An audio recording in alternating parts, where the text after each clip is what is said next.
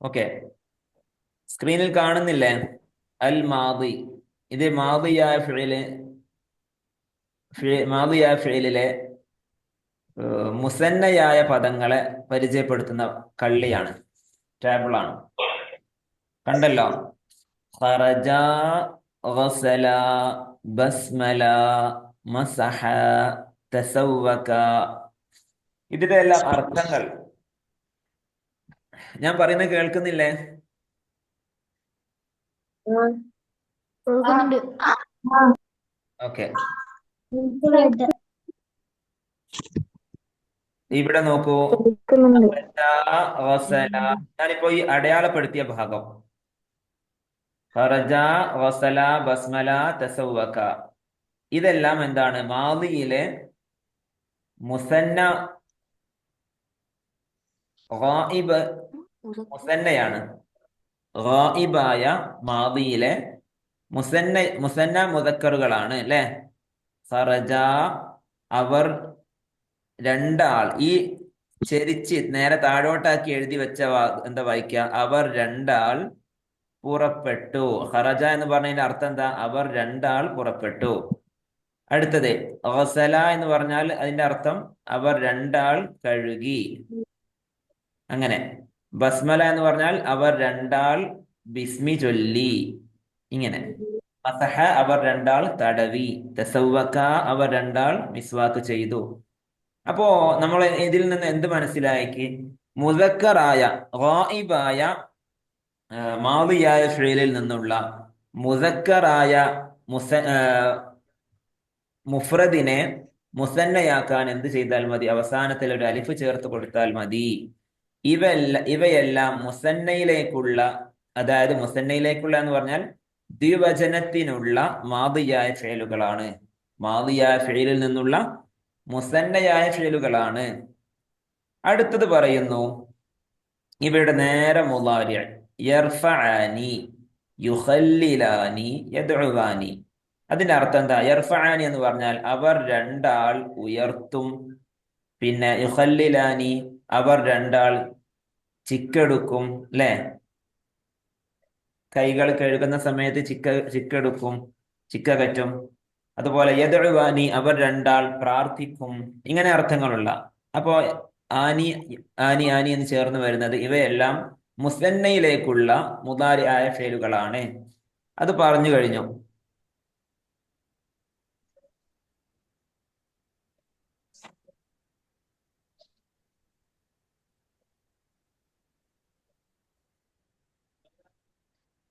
ഞാൻ പറയുന്നത് വ്യക്തമായിട്ടുണ്ടോ നിങ്ങൾക്ക്? സ്ക്രീനിൽ കാണിക്കുന്നത് ഉണ്ടല്ലോ അല്ലെ?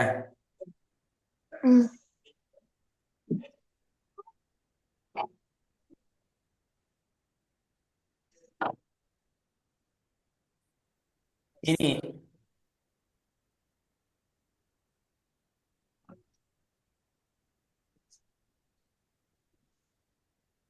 ഈ കള്ളി ശ്രദ്ധിച്ചാൽ മനസ്സിലാക്കാം. എന്താണ്? മാദി എന്ന് കാണുന്നുണ്ട്. അൽ മാദി, അൽ മുദാരി. മാദി എന്ന് പറഞ്ഞാൽ ഇത് പാസ്റ്റ് ടെൻസ്, മുദാരി എന്ന് പറഞ്ഞാൽ പ്രസന്റ് ഫ്യൂച്ചർ ടെൻസ്. രണ്ടും കൂടെ രണ്ടർത്ഥങ്ങളും വരും ഇതില്. ഗസല എന്നതൊക്കെ മുഫ്രദുകളാണ്. ഈ എന്താ പറയാ, ഫസ്റ്റ് കള്ളിയിൽ അൽ മുഫ്രദ് എന്ന കള്ളിയിലുള്ളത് സിംഗുലർ ഫോമുകളാണ്. സിംഗുലർ, അതായത് മുഫ്രദുകൾ. ഗസല അവൻ ഒരു പുരുഷൻ കഴുകി. ഖറജ അവൻ ഒരു പുരുഷൻ പുറപ്പെട്ടു. മസഹ അവൻ ഒരു പുരുഷൻ തടവി. റഫഅ അവൻ ഒരു പുരുഷൻ ഉയർത്തി. ഇങ്ങനെയാണ് അവ ഈ മുഫ്രദുകളുടെ നേരെ മുസന്ന. ഇതെല്ലാം മുഫ്രദ് മുദക്കറുകളാണ്. ഇതെല്ലാം മുഫ്രദ് മുദക്കറുകളാണ്.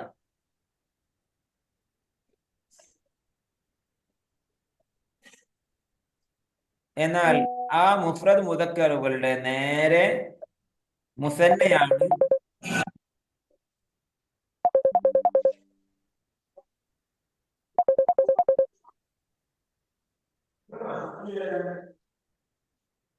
ആ മുഫ്രദ് മുദക്കറുകളുടെ നേരെ മുസന്നയാണ് ഈ കള്ളികളിൽ കാണുന്നത്. ഖറജ, സഹ, റഫഅ എന്നുള്ളത്. ഓക്കെ.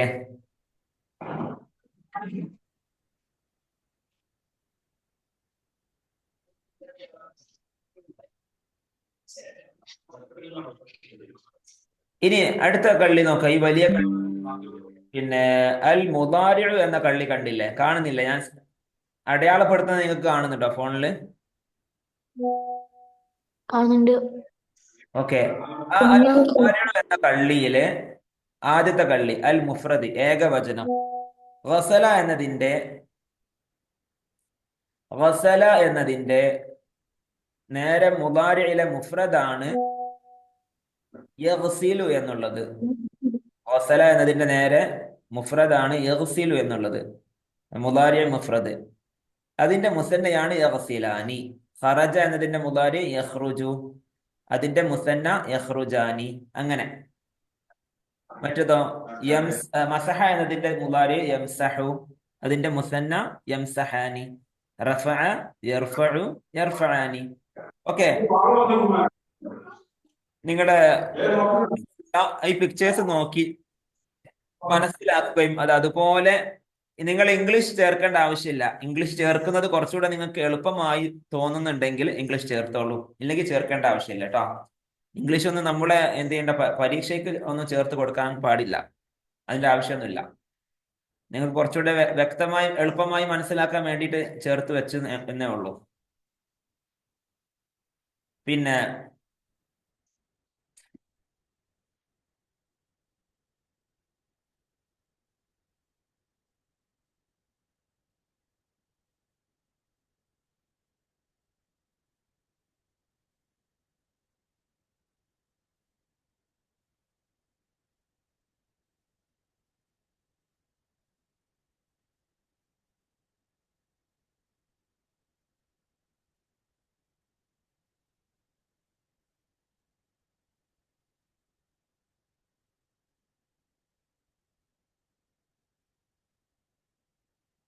ഓക്കെ. അടുത്തത് അടുത്ത ഭാഗം, അടുത്ത പിക്ചർ നമുക്ക് ശ്രദ്ധിക്കാം.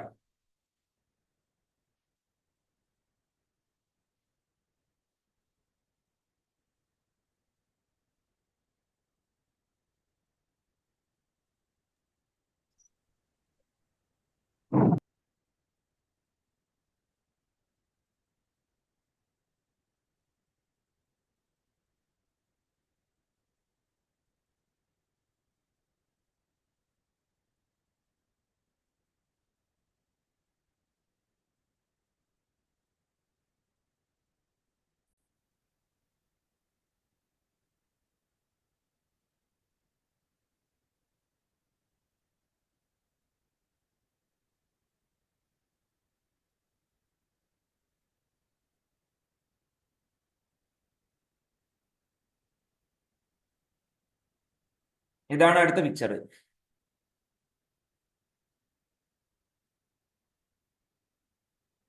ഇപ്പോ നമ്മൾ നേരത്തെ പറഞ്ഞ മാദി മുദാരി അതിന്റെ മുഫ്രദ് അവയുടെ നേരെ മുദാരിയിലെ നേരെ മുദാരികൾ മനസ്സിലായി, മാദിയിലെ മുസന്ന മനസ്സിലായി, മുദാരിയിലെ മുസന്നയും മനസ്സിലാക്കി. ഇനി പറയാനുള്ളത്, മാദി നേരത്തെ പറഞ്ഞതുപോലെ മാദിയിലെ ഒരു കള്ളി കാണാം, അൽ മാദി എന്ന കള്ളി. സ്ക്രീനിൽ അടയാളപ്പെടുത്തുന്നത് നോക്കിക്കോളൂ. അൽ മാദി എന്ന കള്ളി. ഇതിനകത്ത് ഒന്നാമത്തെ കള്ളിയിലുള്ളത് മുഫ്രദ്, 2 മുസന്ന, 3 ജംഅ്, സിംഗുലർ, ഡുവൽ, പ്ലൂറൽ. നേരെ ഇങ്ങോട്ട് നോക്കിയാലോ, അൽ മുദാരി എന്ന കള്ളി ഫസ്റ്റ് ഉപയോഗിച്ച മാദി അതിന്റെ നേരെ മുദാരി ആണ്. മുദാരിയിലെ മുഫ്രദ്, അതിന്റെ മുസന്ന, അതിന്റെ ജംഅ്. ഓക്കെ. ഈ പറഞ്ഞവയെല്ലാം മുദക്കറിൻ്റെത് മാത്രമാണ്. ഇപ്പൊ ഈ കള്ളികളിലായിട്ട് നേരത്തെ പറഞ്ഞതും ഇപ്പോ പറയുന്നതെല്ലാം മുദക്കറിൻ്റെത് മാത്രമാണ്. ഇനി മുഅന്നസിൻ്റെത് അടുത്തതിൽ പറയും. നോക്കാം. മാദി എന്നതിലെ മുഫ്രദായ വാക്ക് ഖറജ, അതിന്റെ നേരെ മുസന്ന ഖറജ, അതിന്റെ ജംഅ് ഖറജു. മാദി നോക്കാം. കാന, അതിന്റെ മുസന്ന കാന, അതിന്റെ ജംഅ് കാനു. സഅല മുഫ്രദ്, സഅല മുസന്ന സഅലു, ജംഅ്. മനസ്സിലായല്ലോ? മാദിയായ ഫിഇലിലെ മുഫ്രദിനെ എങ്ങനെ മുസന്നയാക്കാം എന്നത് മനസ്സിലായി. മുഫ്രദിനെ മുസന്നയാക്കാൻ ഈ മുഫ്രദായ പദത്തിന്റെ അവസാനത്തിൽ ഇതുപോലെ ഒരു അലിഫ് ചേർത്ത് കൊടുത്താൽ ആ മുഫ്രദ് എന്തായി? മുസന്നയായി. പിന്നെ ഒരു മുഫ്രദിനെ എങ്ങനെ ജംആക്കാൻ പറ്റും മാദിയിൽ? ഈ മുഫ്രദായ പദത്തിന്റെ അവസാനത്തിൽ ഇതുപോലെ ഒരു വാവ് ചേർത്ത് കൊടുക്കണം. വാവും അലിഫും ഉണ്ടാകും. വാവ് ജംഇന്റെ വാവ് എന്നാ പറയാ. വാവ് ചേർത്ത് കൊടുക്കണം. വാവ് ചേർത്ത് കൊടുക്കുന്നതോടൊപ്പം അവസാന അക്ഷരത്തിന് ദമ്മ് ചെയ്യുകയും വേണം. അവസാന അക്ഷരത്തിന് ദമ്മ് ചെയ്യുകയും വേണം. ഇതാണ് ചെയ്യേണ്ടത്.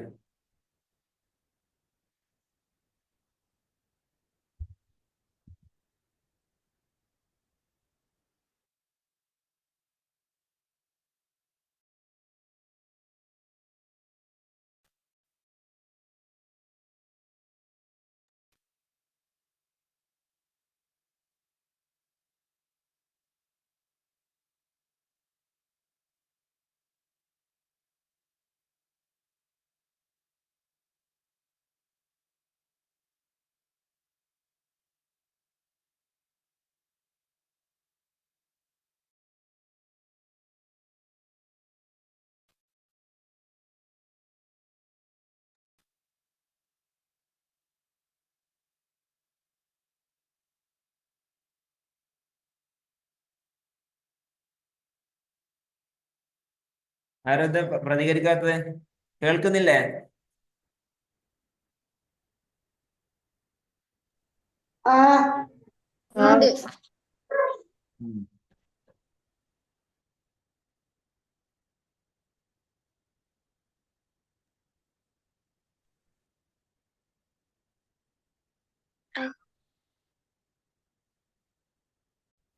ഇപ്പൊ പറഞ്ഞു.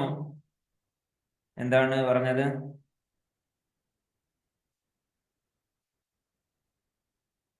മാദിയിലെ മുഫ്രദിനെ മുസന്നയാക്കാൻ അവസാനത്തിൽ അലിഫ് ചേർത്ത് കൊടുത്താൽ മതി.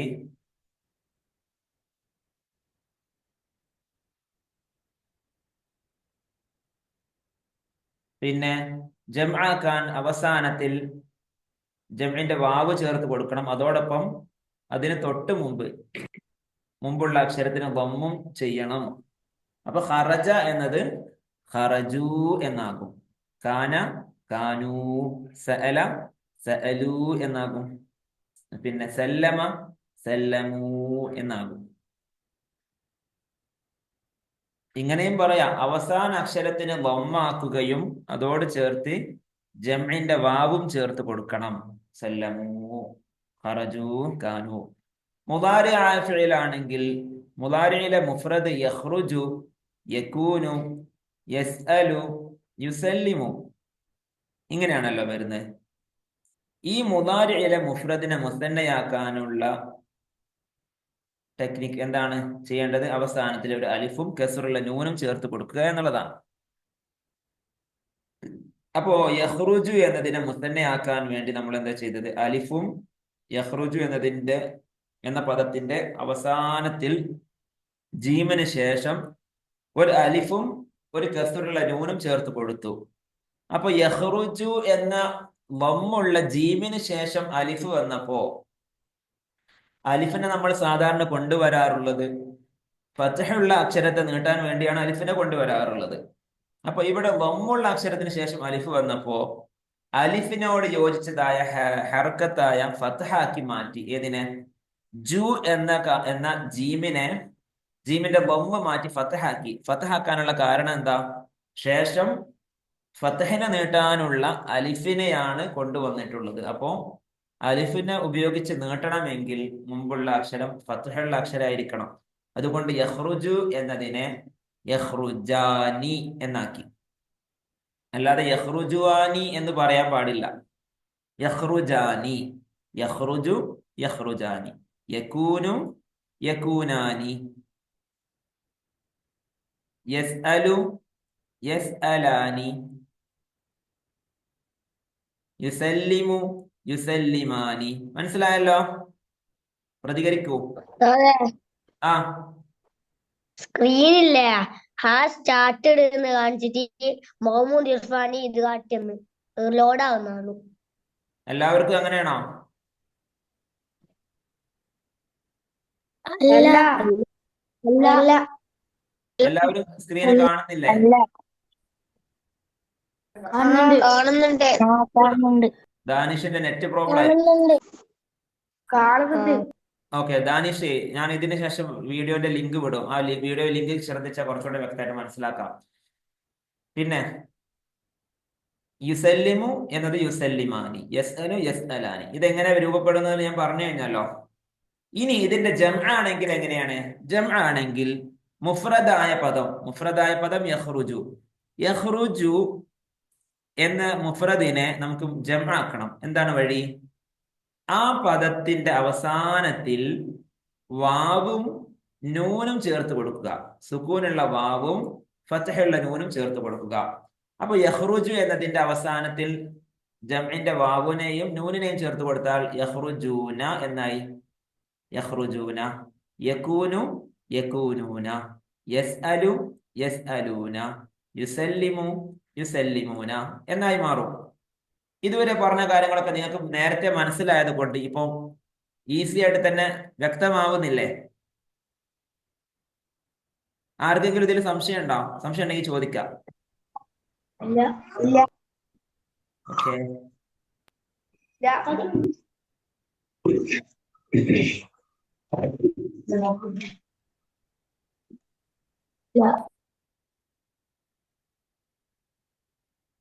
ഇനി അടുത്തത്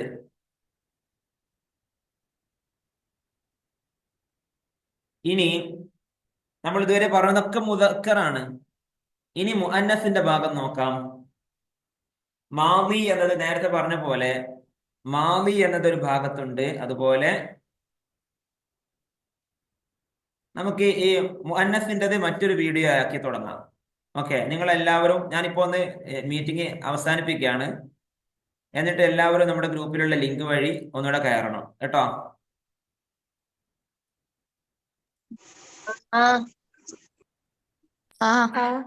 ആദ്യം ലിങ്ക് തന്നെ കേറണ്ടേ? നോക്കാം, ഇതേ ലിങ്കിൽ തന്നെ കയറിയാൽ മതി.